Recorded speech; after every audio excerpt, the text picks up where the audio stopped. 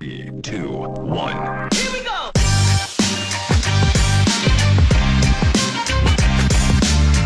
Warehouse, where we keep all the stuff that doesn't fit in the packing warehouse, and then we run out over there, move it over here, so everything is dated, first in, first out. But yeah, this place is packed with product.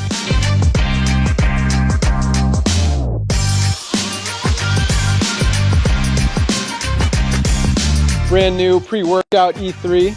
That's our creatine powder. A couple pallets of Super Red. This is protein.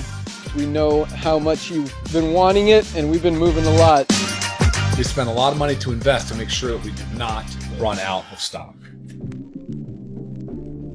But yeah, dude, look at this.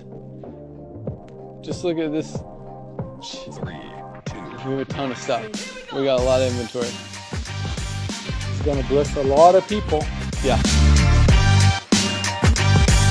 Lots of inventory ready to ship to you guys.